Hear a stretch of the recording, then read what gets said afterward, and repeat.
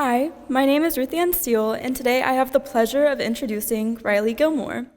Over the past couple of months, I've spent as much time as I could observing Riley in hopes of getting some good material for this introduction. Sadly, I was disabled from doing so because Riley is almost never at school. So, as far as material goes, I'll start with this. When I think of Riley Gilmore, I think of cars, driving, drive.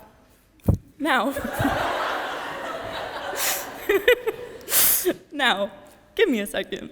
If there is one thing that I can confidently say about Riley, it is that she has drive. There are many examples of her unparalleled determination, but my fondest memory of this trait is earlier this year when I was eating chicken salad from Chicken Salad Chick in F2 Free. Riley proceeded to go on a 5-minute rampage in the den about how she also had to have chicken salad, and so, less than 30 minutes later, she was enjoying her very own chicken salad. Likewise, this determination can also be seen on the volleyball court and in restoring vintage cars, including her very own. But above all this, Riley is truly a force to be reckoned with. She is passionate, she never fails to make anyone laugh, and she is a great friend and an even better classmate. Our grade is fortunate to have her, and so without further delay, I give you the wonderful Riley Gilmore.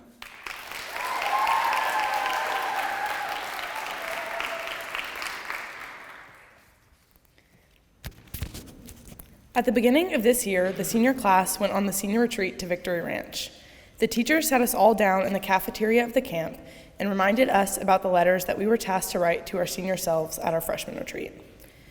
When opening these notes, I was worried mine was going to be filled with things that were no longer important to me or things that didn't carry any weight. I was surprised to find that many of the things I said were extremely meaningful and changed how I thought today. In my letter, my freshman self said, "I hope you finally feel smart and accomplished." Well, here are some of the things I can confidently tell my freshman self about finally feeling smart. I'm a straight-A student. I got into every college I applied to. I've worked on classic cars.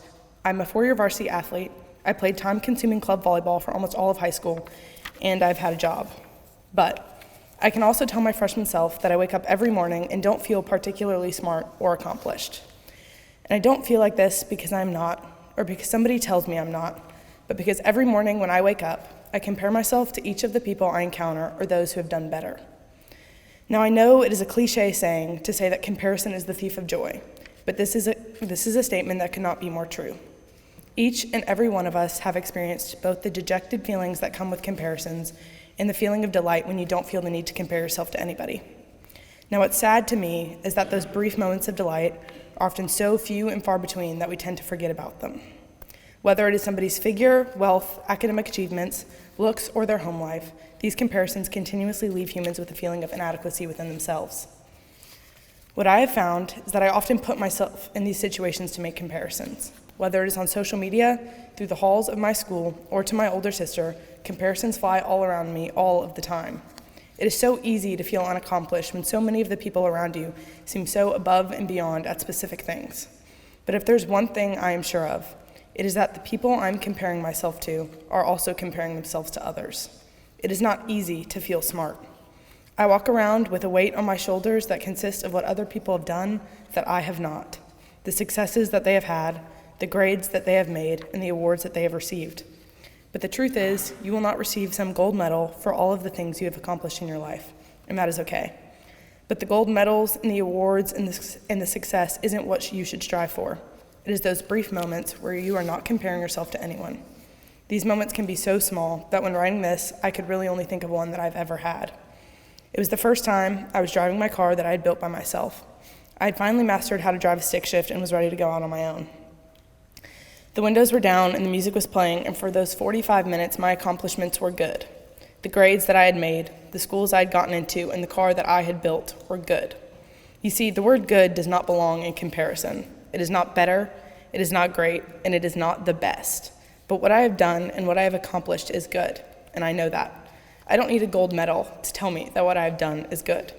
So while I'm sure every freshman on the planet has heard these words, if I could tell my freshman self one thing, it would be that what you are doing is good. And as long as you are proud of yourself, nothing else truly matters. So to end with another sentence from my apparently genius freshman self, when all else fails, I love you, and that is what matters most.